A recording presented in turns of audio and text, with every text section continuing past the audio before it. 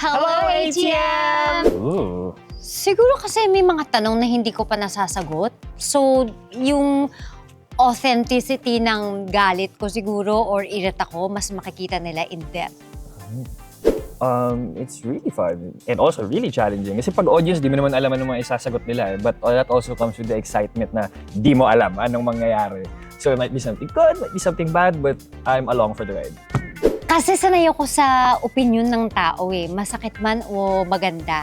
So parang feeling ko, ang saya din na nasa isang lugar lang kayo. Kasi doon magkakaalam baka pwede tayong mag-inuman pagkatapos, pwede tayong maging friends pala.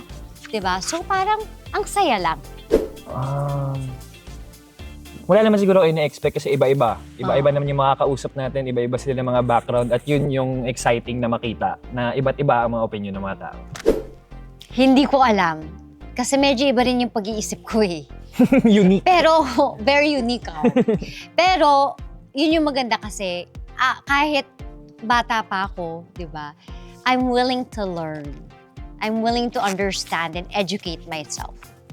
Siguro naman pagdating sa mga ilang tanong, madaling hulaan kasi medyo napupulsuhan mo naman yung overall thoughts ng mga tao. Pero hindi mo alam, marami talagang biglang out of left field yung mga sagot. Conflict. Yung conflict at yung gigil. Kasi siguro kahit papano, magkakaroon kayo ng release or magkakaroon kayo, ay sabi ko sa'yo yung parang magkakaroon kayo ng kakampi.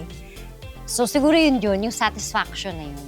Kasi yun nga po, nag-uusap kayo sa bahay tungkol sa mga bagay-bagay na ganyan and nag-enjoy kayo. Paano pa kaya pag nakikita niyo yung mga paborito niyong artista na they're battling it out over these things na you're just discussing over the dinner table?